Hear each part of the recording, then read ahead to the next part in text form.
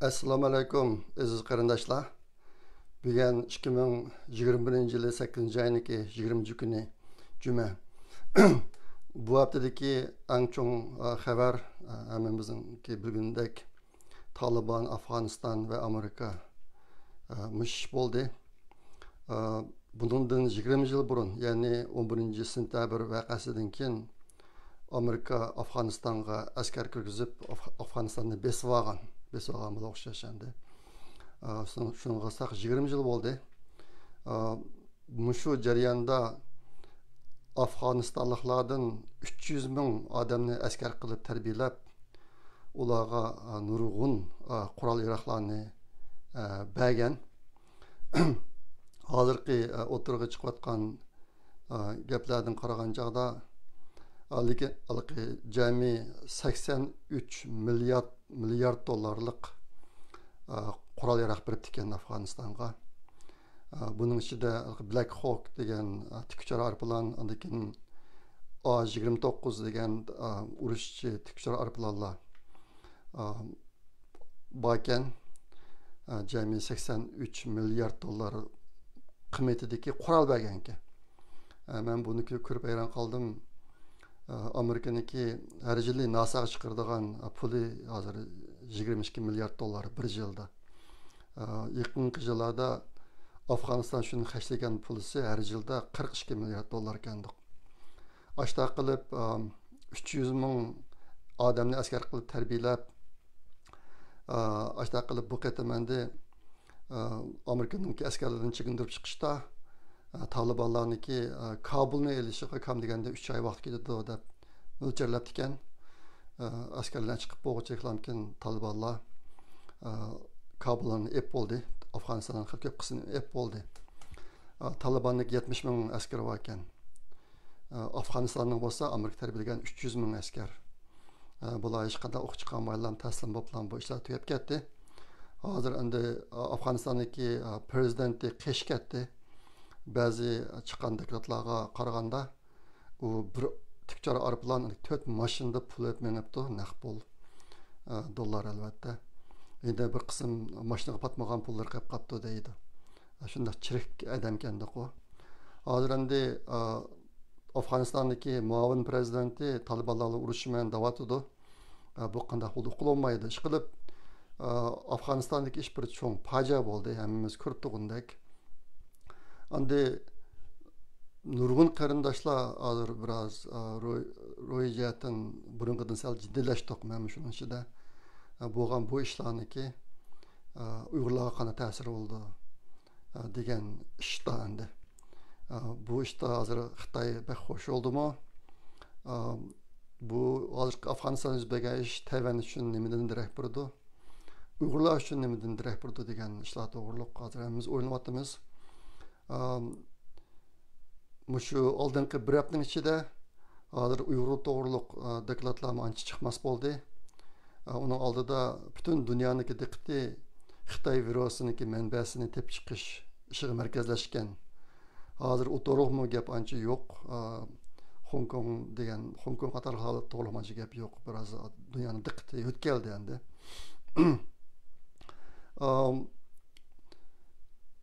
Ashta boshqa bir qism masala ustida azroq o'ynash to'g'ri keladi. Shu men hozircha kishilarning analizlarini ko'rib anglab chiqdim. Shuni bir sizlarga qisqacha xulosalab beray. Bundan keyingi yo'lni qanday qilmoqmiz deganga biroz foydasi bo'ldi deb o'ylayman. Xabarlarda bor Xitoy aslida Xitoy fuqarolariga pasport taqishni to'xtatib, maktablarda, masalan, Shanxaydagi maktablarda ingliz tilini dars qilib o'tishni to'xtatib, unaga Xi Jinpingningki ideyasi degan darslarni qo'shib degandek Xitoy davlatining taqash yo'liga mong'an yaqinda. Ammo shu Afg'oniston voqeasidan keyin Amerikada boshqacha Xitoyda bir cho'ng o'zgarish bo'ldi. Ular Tayvanga qarata hozir boshqacha ruhlanib ketdi. Ishkin taqaymiz degan narsa sal yo'qolib hozir. Tayvanga bak ruhlanib ketdi. Ondan keyin Afg'oniston voqeasi Xitoyga Amerika acizlabdı degan bir xil tushunchani paydo qildi hozir. Xitoyniki tashviqotiga qarasanglar, bu hukm hozir nihoyatda ko'p tarqalyotdi. 8 ayning 16 kuni Amerikaniki tashqi ishlar ministri Blinken bilan Xitoyniki tashqi ishlar ministri Wang Yi telefonda suhbat o'tkazdi. So'zlashgan mazmun Afg'oniston masalasi. Buningda Amerika nimalarni dedi, Xitoyga aniq bilolmaydi. Endi Wang Yi'niki degan gaplarining ichida bunday gaplar bor. Afg'oniston masalasiniki yumshoq yo'sinda oxirlash uchun biz suhbatlassak bo'ladi. Ammo Amerika bir tarafdan Xitoyni besib, yana bir tarafdan Xitoydan yordam so'rasa bo'lmaydi. Dunyoda bunday logika yo'q. Biz sizlarga yordam qilsak bo'ladi, lekin sizlarni bunga badal to'laysizlar degan mushtaq bir maydonga o'tdi Xitoy hozir. Bu qitimki telefon suhbatiniki mazmundimi mushtaq mazmunlar bor ekan. Ondan keyin 8 ayning 17 kuni Xitoy Tayvanniki janubiy, g'arbiy janubiy va sharqiy janubiyga 11 harbiy aeroplanni avatib manvar o'tkazdi bu yerda. Harbiy manvar o'tkazdi. Tayvanga nihoyat yaqin yerlarda. Diqqat qilsanglar 8 ayning 16 kuni Blinken Wang Yi bilan telefon so'zlashdi. U yerdan islomlarmikan Xitoy harbiy aeroplan bilan Tayvanniki atrofida harbiy manvar o'tkazdi. Bu manvarda yalnız Tayvanga ham jang e'lon qilib qolmay, ular yana Yaponiya, Amerikaga ham jang e'lon qildi. Burun qilib boqmagan ishlarni qilishga boshladi hozir. Yine şu 8 ayning 17 kuni Xitoyniki tashqi ishlar ministrininki bayonotchisi Amerika nima ish qilsin, ular hargizmi Xitoy bilan Tayvanniki o'rtasidagi munosabatga ta'sir ko'rsatmaydi degan gaplarni dedi. Bunday gaplarni demak tapaqmag'ili bir mezgil bo'lgan. Bu qitim qo'rqmay ashtar gaplarni dedi hozir. Shunga hozir endi demak Xitoylar hozir Amerika kasal, ojizlashdi, og'riq degan bir tuyg'uga keldi. Hamda bular Tayvan masalasini hal qilishning bir yaxshi fursat keldi deb o'ylayotdi hozir. Endi shu oldimizgi qisqa vaqtning ichida Xitoyniki Tayvanga hujum qilishi mumkinmi degan chog'da ancha mumkin emas. Xitoyning u darajada tayyorligi yo'q. Yana bir tarafdan Amerika hozir dunyodagi 20 dan ko'p davlatlar bilan birlikda tuzib bo'ldi. Tayvanni qo'g'dash, Tayvan bo'g'izini qo'g'dash ishida. Ashta bo'g'ashqa Xitoylar darhalla bu yerda ish ko'rolmaydi. Lekin hozir endi shuni fursat deb bilib mushtarakka qarab meniyotganda qiladi. Hozir Xitoy shu Afg'onistondagi qilayotganchiliklardan foydalanib Tayvan masalasida Amerika bilan Amerika bilan sulh qilishish yoki bir fursat yaratish o'ziga mushtaq ishni qilyotdi. Hozir Xitoyniki keltirib chiqargan yakunlardan mundaqlari bormi shu Afg'oniston vaqasidan keyin. Birinchi Amerika ojizlashdi deydi. İkincisi Amerika o'zining va'dasida turolmaydi. Amerika ishonga olmaydi. Bo'libmi bu qitim kurilgan bir cho'ng voqea xabarlarda bor. Askarni chekindirib chiqishdiki qo'llangan strategiya muvofiq bo'lmaganligi uchun intayin cho'ng qalamqoncha chiqib Afg'onistondan achib ketishga tegishli nurg'un odamlar hozir Afg'onistonga sulinib qoldi. Aydurummi qalamqon bo'lib degandek. Mushni banda qilib turib, ko'dinglarmi Amerika va'dasi tutmaydi, Amerika ishonga olmaydi. Amerika ishlatgan odamlarni qo'g'diyolmaydi, achib ketolmaydi degandek har xil tashqatlarni qilyapti hozir. Bu ikkinchi Xitoyniki yakuni. Uchinchisi Amerikaniki strategik tadbirlari va uchur axborot to'plash iqtidori jihatda Amerikadagi ojizgan degan u bir xulosaga keldi hozir. Bu mushqatamki Amerikaniki Afg'oniston askarlarini chiqindirib chiqishda tutgan yo'li qarta davatidi. Andan keyin To'rtinchisi hozir Amerika ishchi va xalqarodagi Amerikaga qaratilgan tanqid hozir Amerikani intayin bir pasportini tushirib qo'ydi. Dunyo bo'yicha Amerikani ayblaydigan bir xil vaziyat shakllandi hozir. Amerikaning ichida intayin kuchli. Hozirgi Amerika hukumatidan qattiq norozi bo'lgan ahvollar o'tirib chiqyapti. Shuning bilan Amerika hukumati biroz pasportini tushib qoldi. Ondan keyin 5-si Xitoy hozir Taliban, İran, Şimali Koreya, Venezuela, Rusya qatorlardan foydalanib Amerikadan intiqom oladigan fursat keldi degan xulosa kelyapti. Bu jihatda Xitoyniki bak xo'sh olib ketib qolgan sabablarniki birisi shu. Endi bu yerdagi bir masala ashtaq bo'lganda Amerika Afganistandan chiqqandan keyin bu Afganiston Talibanlarning qo'liga o'tib ketdi. Agar Xitoy Tayvanga hujum qilsa, ularmi Amerikadan qari olmay Tayvanni Xitoyning qo'liga o'tib ketamdi degan bir masala bor bu yerda. Lekin undaq bo'lmaydi. Bu yerdagi cho'ng masala Amerikaniki Afganistondan askar chekintirishdagi tub maqsadi askeri kuchlarni, harbiy kuchlarni shu Tayvanni qo'g'dash, Tayvanning atrofidagi dengiz yo'llarini qo'g'dashga qaratish shundan kelayotgan.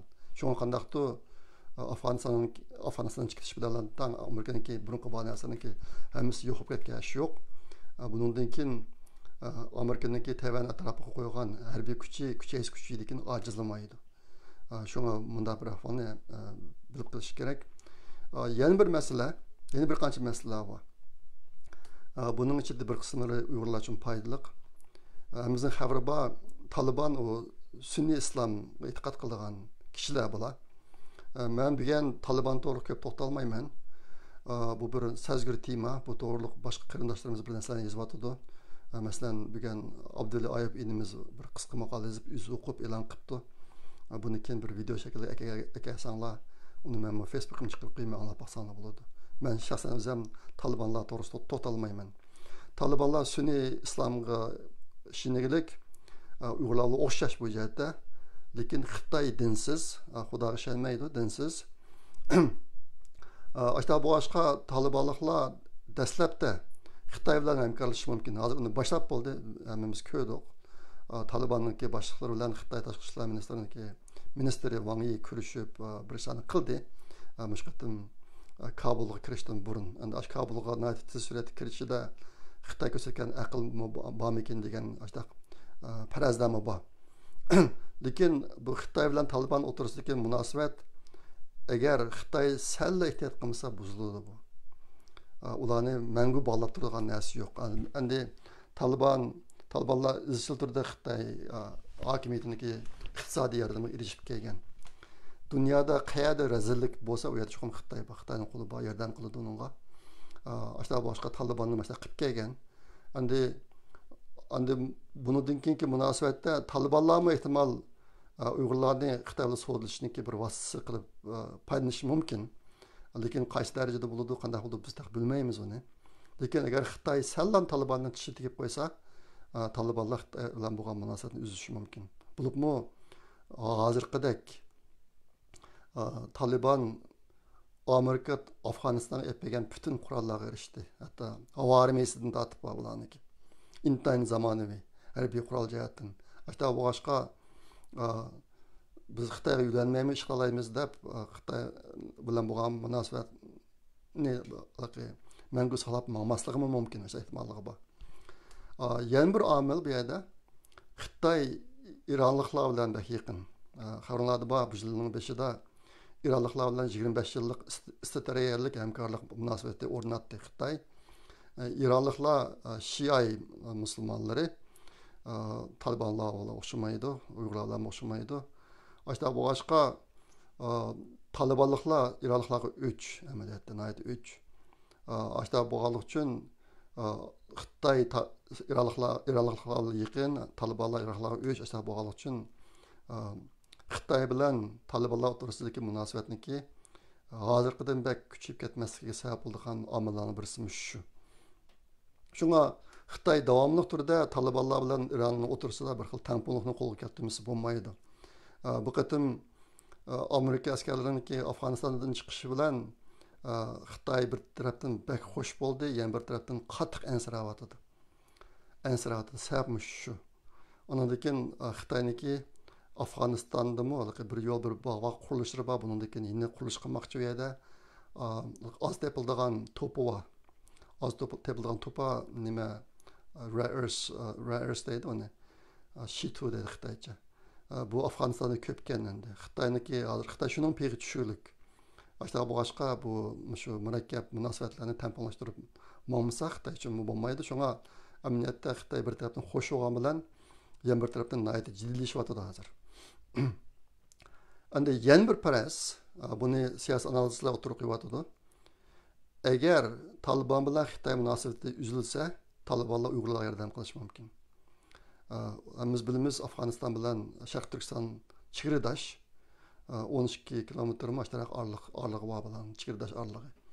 Ashta bu boshqa agar Taliban bilan Xitoy munosabati yaxshi bo'lmasa, Talibanlar Uyg'urlarga yordam qilishi mumkin degan farazlama bor. Bu bir faraz hozircha ehtimollik bor. Buni shu tilga qo'yildi hemen. Endi keng haqiqatni qayerchi bo'ldi biz faraz deyamaymiz. Endi mush sababdan hozir Xitoy yana bir tarafdan jiddiylasib 2 kun oldida Tojikiston bilan birga terrorizmga qarshi manevr o'tkazdi. Xitoylar. Manevr o'tkazdi. Bu shu Uyg'urlar Talibanlarniki Uyg'urlarga yordam qilib, Sharq Turkistonda bir qism ishlarni qilishdan ansirab qo'yotgan ish ma'qul. Endi bu qitimki shu voqealarniki biz uchun yana bir cho'ng foydasi Xitoy burun Uyg'urlarga kaydigan terrorist degan qalpoqni o'ziga evaldi bu qitim. Men de aslida tushunaman. Dunyo ko'rdi. Endi dunyoning nazarida Talibanlarmi bir xil terroristchi guruh endi. Ashta bu boshqa Xitoy ularni oshkorali yiqilishib, yaqinda Talibanning boshliqlari Xitoyniki tashqi ministri ko'rishib shu ish bo'lgandan keyin Talibanlar Kabulni oldi. Ashta bu boshqa dunyo hozir nimaligini aytib obdan bo'ldi. Xudoyim bursa dunyodagi hech qanday bir kuch bundan keyin Uyg'urlarga terroristchi degan qalpoqni kaydirmaydi endi. Bu qalpoqni Xitoy o'ziga evoldi deb o'ylayman. Albatta men degandek Afg'onistondagi muavin prezidenti Talibanlarga so'qishiman deb o'tirib chiqibdi. Bu ishlar qanday bo'ldi deb bilgili olmaydi. Endi bu qitimki bu voqealardan diqqat qilish tegishli biz biroz diqqatimizni burab qo'yish tegishli bir qancha ishlar bor. Uniki birisi bu qitim Baydenniki degan gapi. Afg'oniston masalasida biz 300 ming askarni tarbiyaladik, qurol berdik Afg'onistondagi. Lekin ular Talibanga qarshi urush qilmadi. Afg'onistonni Talibanlardan qovdimidi. Ular Afg'onistondagi o'ziniki odamlari o'zini qovdimasa bizni ularni qovdash bizning vazifamizmi? Shunga bizningki chekinib chiqishimiz 100% to'g'ri degan gaplarni dedi. Endi bu gaplarni biz o'zimizga tatbiqlab baxsak bo'ladi. Ozodlik masalasida biz ko'pincha vaqtlarda umidni boshqalardan kutib turyapmiz. Vatandagilar bizni kutyapti. Men o'tgan sizlarga degan chet eldagi Uyg'urlarni bir nijot yo'ltizi deb qaraydi vatandagilar. Turmadagilar, lagerdagilar kech kunduz sirq talmirib chet eldagi Uyg'urlar bizni qutqizish uchun nima ish qilayotgandi deb talmirib o'tirdi ular. Chet eldagilarmi bizga mana shu sirtdan yordam keldi deb o'ylayotganlar chiqqandi. Lekin bu qatimki Baydenning gapidan Baydenning gapini aytdi haqliq. Buni aniq deyish kerak. Siz o'zingiz qo'g'dash yo'liga atlanmasangiz, atlanmay turib haqdan o'zingizni qo'g'dab birishni kutsangiz bu adolatli bo'lmaydi xalqlar uchun. Uyg'urlar uchun mana shunday. Shunga Uyg'urlar biz qanday qilyapmiz hozir? Men deb aytganimdek O'rta Osiyodan boshqa yerlarda Uyg'urlardan 100 mingdak Uyg'urlar bor. O'rta Osiyoda bir necha 100 ming Uyg'urlar bor bo'lishi mumkin. Aniq sonini bilmayman. Biz o'zimiz ozod qilish jihatdan nima ishlarni qilyapmiz? Chet eldagi Uyg'urlarniki qancha persenti o'zini ozod qilish kurashiga otlandi hozir qadar? Agar Bayden'niki o'lcham bo'yicha qarasak, biz boshqaniki yordamiga erishadigan shartni hozirladikmi? O'zimiz qilgan ishni o'zimiz qildikmi? O'zimizniki mas'uliyatni ustimizga oldikmi? O'zimizning burchini ado qila oldikmi? Har qatim men mashina o'ylayaptimda, İspaniyaniki Kataloniya xalqiniki oldingi natijada ep olgan mustaqillik kurash, mustaqillik namoyishlari esim keladi. U manzillarni ko'rsa, odam ta'sirlanmay qolmaydi. Uni eshitgan chog'da biz o'ylagan ahvol qandaq. Bu ishlar to'g'riliq biroz o'ylanib qo'yish kerak. İkinci çoğun tema ben bugün so'zlaydigan o'tganda sizlarga degan 24-yil o'sha ayniki Amerika hukumatining Xitoy virusining manbasi haqidagi rasmiy doklati o'tirib chiqadi. Mushu doklat nihoyatda cho'ng rol o'ynaydi deb shuni orzu qilyapman men. Cho'ng rol o'ynaydi, anadan keyin bo'libmi bu qitimki virusniki manbasi Xitoy ekanligi jazmlashtirilsa, mushu doklat orqali bütün dünya Xitoyga to'lam to'ltishga o'tidi menimcha. Ziyon bak cho'ng bo'lib ketdi. 4 milliondan 4,5 milliondek odam o'lib ketdi dunyo bo'yicha. Kesal o'g'illar bak ko'p. Iqtisod bütün dünya xalqiniki turmushi o'zgardi virus bilan. Agar mushul o'tib qolsa, Xi Jinping chuqur taxtdan tushadi deb o'ylayman. Shu chaqda bizga bir fursat keladi. Endi yine öz gapimizde to'g'ri to'xtalay 3-chi tema degan deydiganim. Men bu yil Ramazon oyida biz Uyg'ur Project fondidan iyani to'plash yapadik. Buningki ichidagi bir tur Turkiyadagi o'quvchilarniki o'qish mukofot puli Uyg'ur yar fondi elib berayotgan ish. Bu yil uni to'lagan pul bo'lmaganligi uchun biz ishni qilaylik deb ular uchun iyani to'plagan. 15 milyon dolar nişan qilgan 32 milyon dolardek yig'ildi. 15 milyon dolarni shu ish uchun ishlatdi, o'qish mukofoti uchun. Endi qolgan pullarda Uyg'ur yar fondi hozir boshqa ishlarni qilyotdi. Qilishga boshladi. Buni yaqinda ki xabarlarda ancha ko'rdinglar. Ularning qilgan bir ishi Sapakoyda bir kurs ochdi. Bu kurs nima desanglar, to'liq o'tirg'a o'rlab o'qiydigan va oliy maktabga kirmoqchi bo'lgan o'quvchilarni imtihonni yaxshi berishga tayyorlash kursi. Shunday bir kursni ochdi bular, bu ish tushdi hozir. Bu kursga 50 tak kishilar, o'quvchilar tizimlantibdi. Bu davomlashyapti. Bu to'g'riliq tafsiliy xabarlar chiqdi. Uyg'ur yar fondimi iqtisodiy jihatdan bir qism dokladlarni berdi bu haqda. Bu to'liq men bunda ko'p to'xtalmayman. Ondan keyin Uyg'ur yar fondiniki qilgan yana bir ishi Sapakoyda birinchi qarorliq kiyim tikish, loyihalash kursi ochdi. Bunga jami 10 xonim qizlar tizimlantibdi. Qizlar Turkiyada ishsiz yashayotgan xonim qizlar hali ko'p. Biz azaldan taklif qilgan bir ish ashlarga bir ishlab o'ziniki kun o'zi oladigan bir ahvolni shakllantirsak degan ishni tashabbus qilgan orzuyimiz bordi. Mushu jihatda endi Uyg'ur yar fondi bir qadamni bosdi hozir. Bu nihoyat yaxshi ish. Mushu ikki turga ashbatdan men degan yig'ilgan pullarni buni ishlatyapti. Uyg'ur yar fondimi nihoyat bir mukammal tashkilot bu. $1 o'z bizi qilmaydi bular. Nihoyat hisobi aniq qilayotgan bir jamiyat. Şuna hazır bu yıl Ramazan'da yığılgan pulunu 3 turga ishlatyapti. Vaqt kelgan chog'da bundan tafsili ma'lumot berdi qarindoshlarga. Buni deb qo'ygim keldi. Endi yaqinda Turkiyada bir qism yaxshi ahvollar o'tirib chiqyapti. Bo'libmi hozir Turkiyada Uyg'urlarning ichida universal ma'rifga yuzlanish kayfiyati yildan yilga kuchayib mengayotibdi hozir. O'qitish doirasiga turkcha, matematika, inglizcha boshqa narsalarni kirgizibdi. Endi ilgariki Qur'on kurslarimi hozir kompyuter qatorliq darslarni kirgizib boshqa o'qitishga boshlabdi. Bu bir yangilik. Bu millatniki kelgusini yaxshilashda nihoyatda mühim rol oynaydigan narsalar. Men bu işlerden ayeti hoş buldum. Endi yaqında bazı fitnaxo'rlar topgan tuhmatlarning ichida Uyg'ur projekti fondiga qilingan hujum bor, yan to'plash ishlari to'g'riliq. Sizlarga men izchil turda deb keldim. Uyg'ur projekti fondi bir muntazam tashkilot. Bizning 6 hay'at a'zolarimiz bor buning ichida. Hammasiniki butun kunlik yuqori boshliq xizmati bor. Bu 6 odamlarniki hammasi har yili iyon qildiganlarga xil to'p qo'shib turdi. Uyg'urlardan yig'ilgan $1 o'z-biz qo'ydigan odamlar emas bu. Bizning atrofimizda bu 6 kishidan boshqa yana xil ko'p ziyonlarmi bor. Hammalar o'xshash. Amerikaniki non-profit kirimsiz tashkilotlarga qo'yilgan talabi $2000 ortiq pulni bir turga xarjlamoqchi bo'lsa, buni chuqur board a'zolaridan o'tkazish kerak degan ashaq bir nimasi bor ekan, qoidasi bor ekan.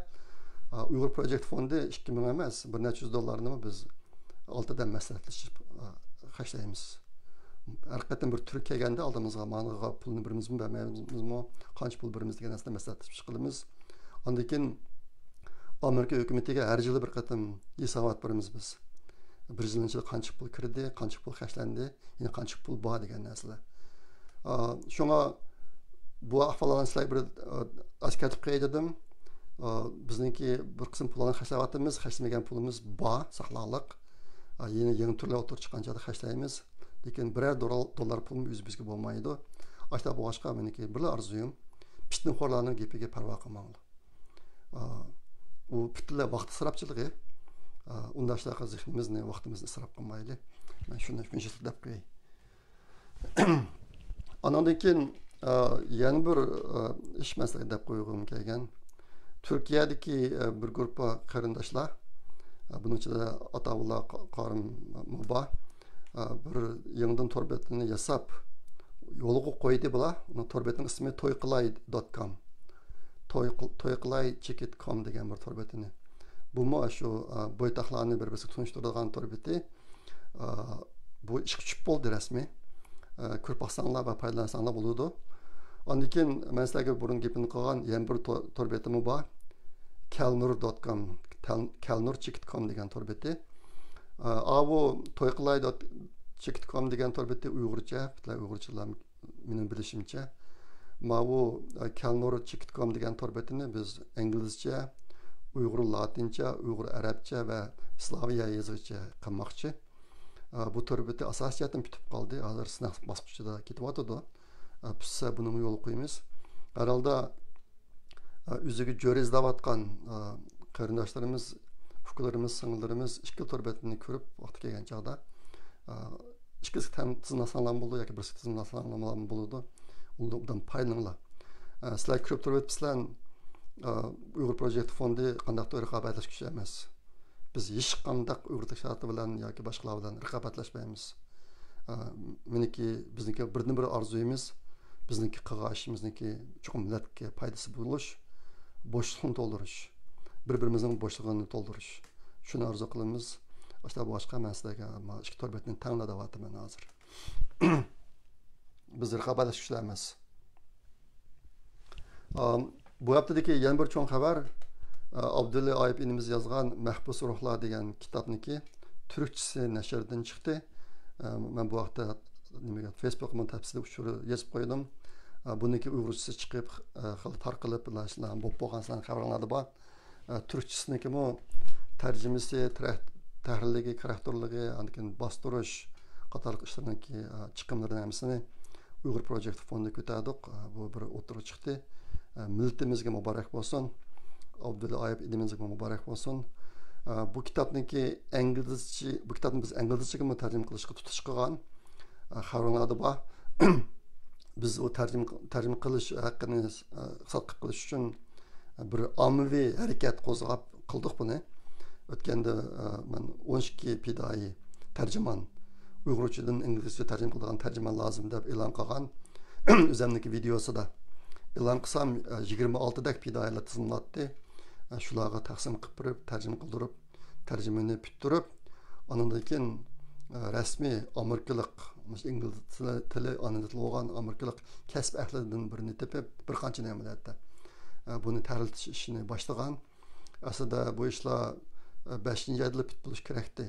Lekin biz buni ishni boshlagandan keyin bayqagan bir ahvol, bu kitobni 10 necha odam tarjima qilganlik uchun, uning ustiga tarjima qilganlarmi hisoblam fidoyilar, millat uchun bir yosh ko'ngli bor qarindoshlar, lekin kasbiy tarjimon emas. Ashta bo'lganlik uchun tayyorlash sal qiyin to'xtadi. Qiyin to'xtab, vaqt sal uzrab ketdi, lekin asosiyatdan bitib qoldi.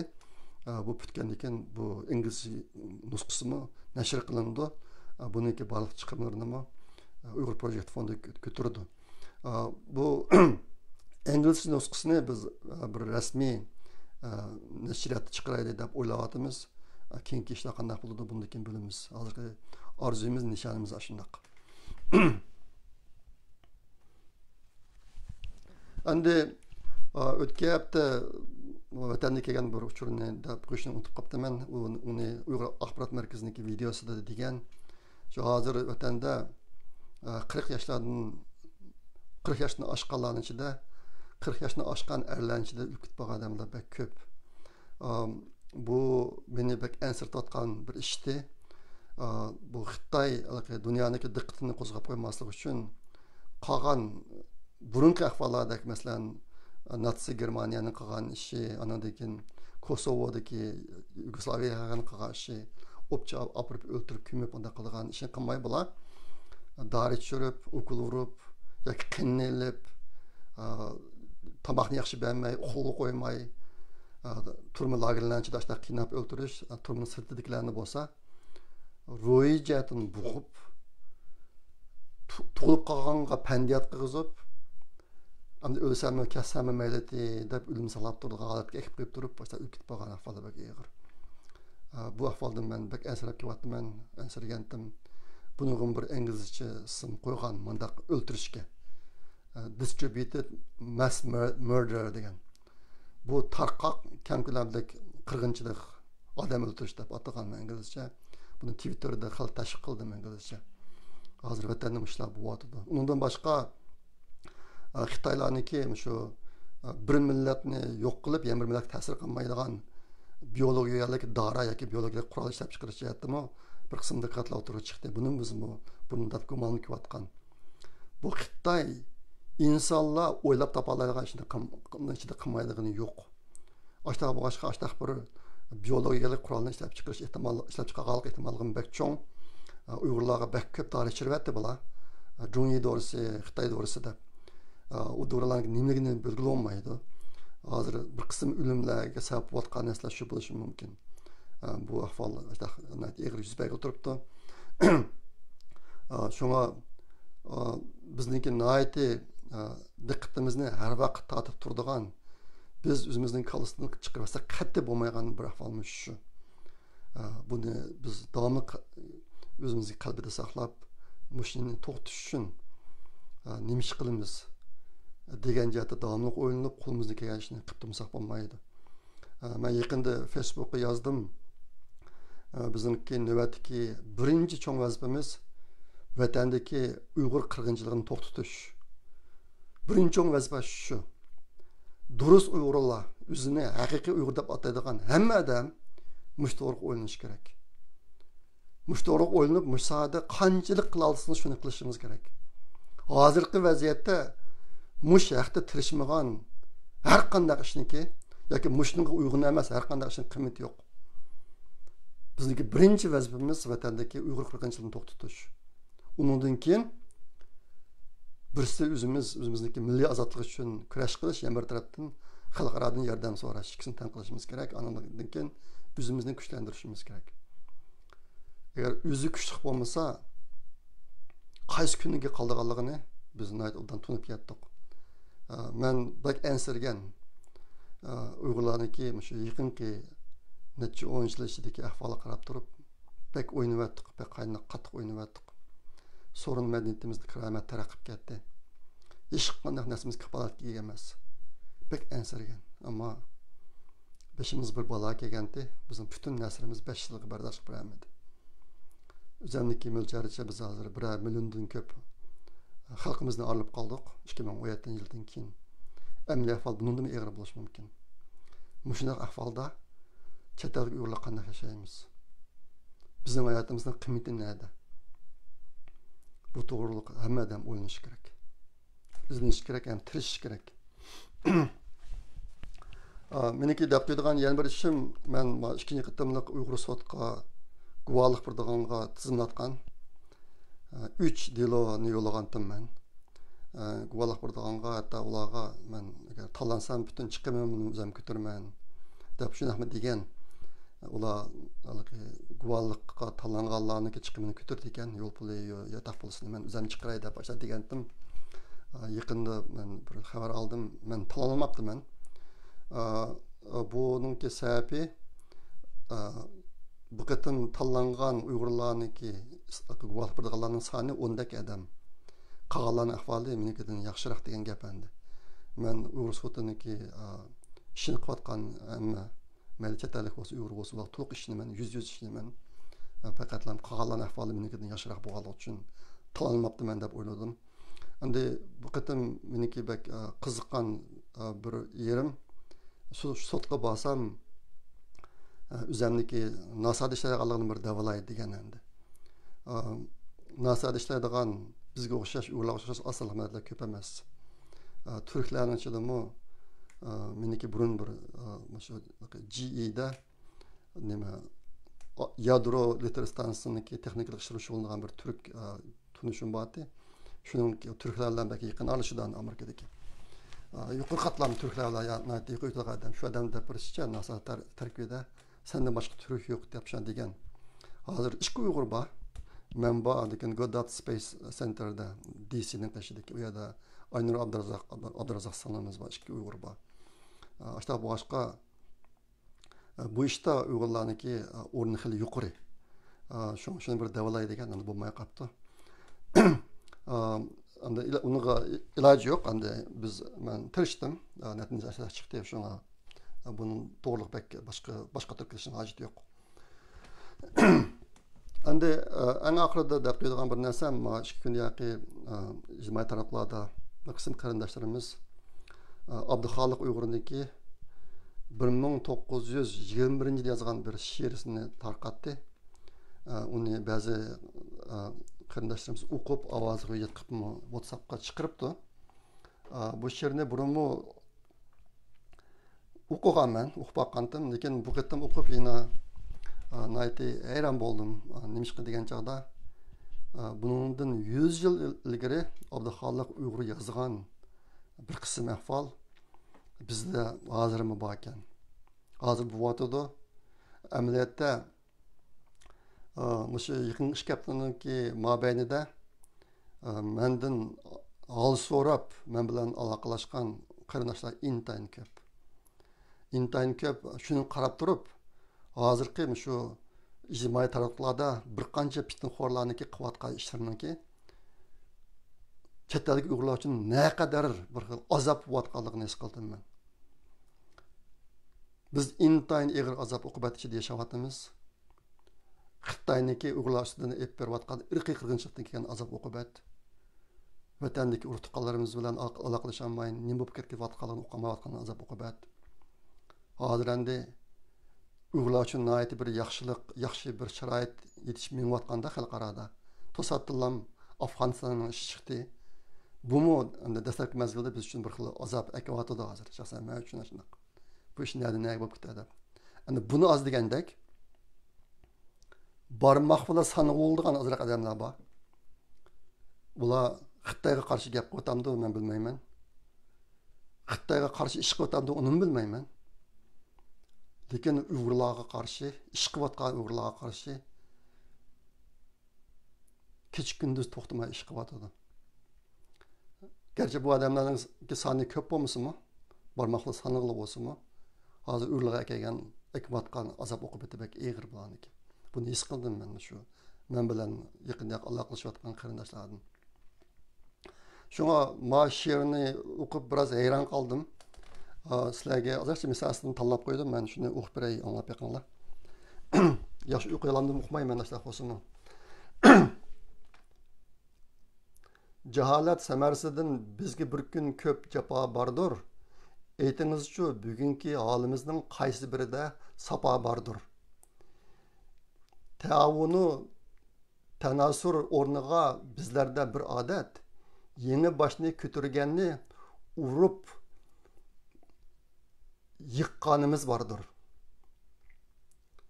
Yeni yurt paydasıga jamil bo'lmaslik basi müşkül. Eğer bir yerde toy bolsa berip yatqanımız bardır. Umumның paydasıga 100 yılda hem asla düşenmeyimiz. Ziyan kılmak için bolsa ecep çıqqanımız bardır. Birisi bir yaxşılık kılsa onun yadını kılmak yok. Epik gelse berip avratların açqanımız bardır.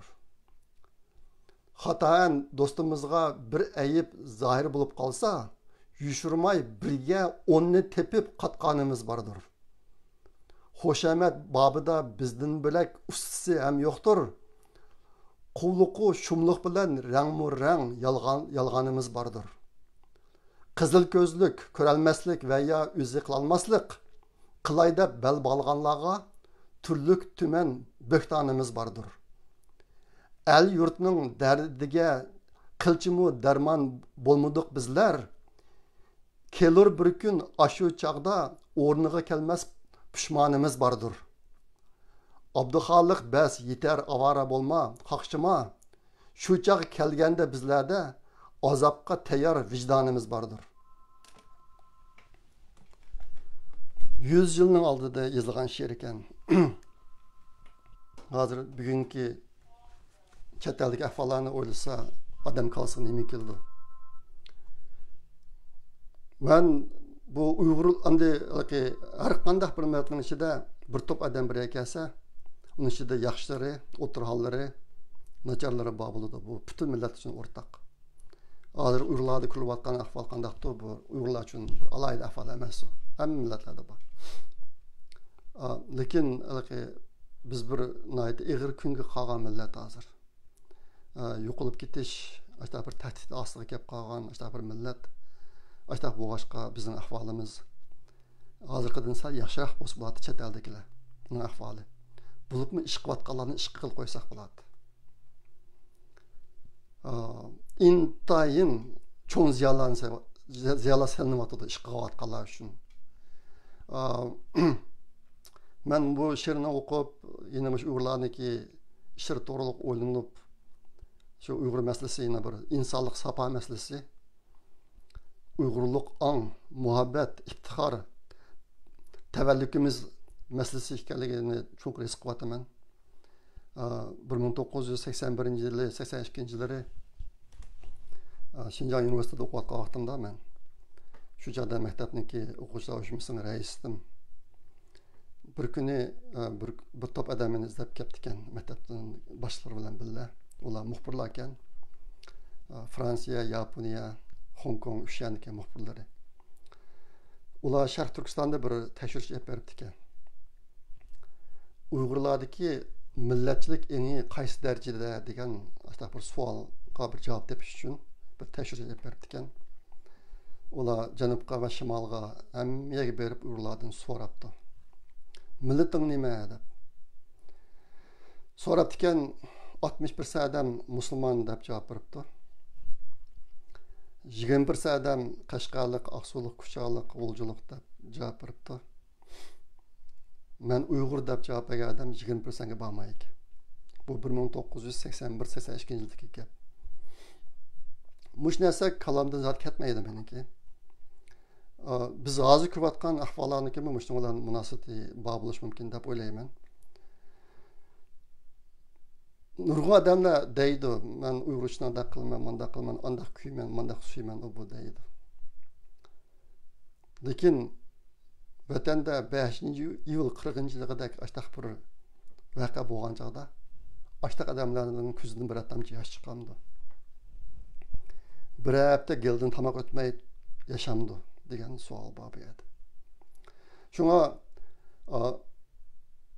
yenilamkin chet elda durust Uyg'urlar bek ko'p, 90%dan oshidi. Men buni hech gapni ichidan ko'rdim hozir.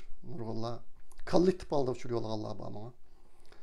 Şuna meniki durust dostlardan kütüdigan ümidim ayrım ahvallar sen közüňden çirim bolmamysın. O kısmen ahval sansaňyjyk adamlar inten asıl barmakly sanýalarslar.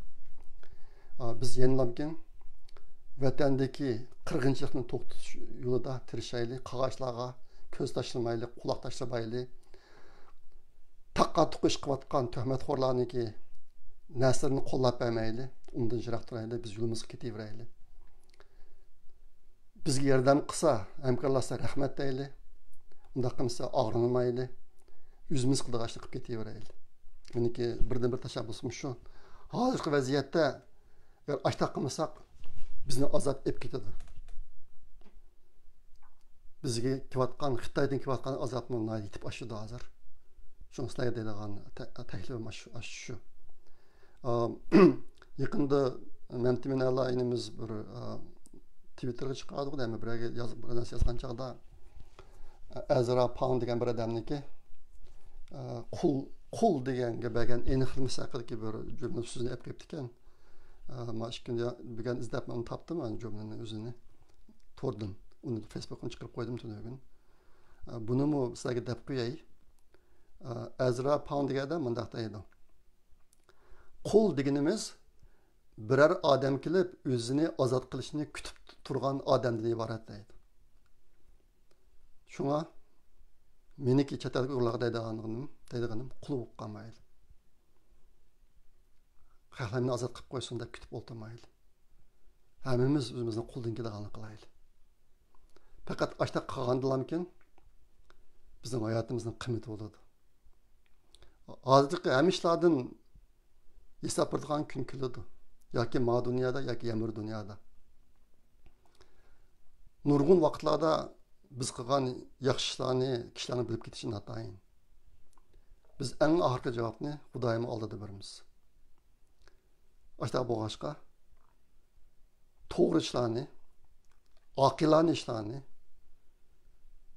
vatandagi xalqning beshiga kelgan zulmni to'xtatadigan ishlarni qilish uchun butun diqqatimizni yig'aylik shuni odamga. Birlikda ish qilaylik.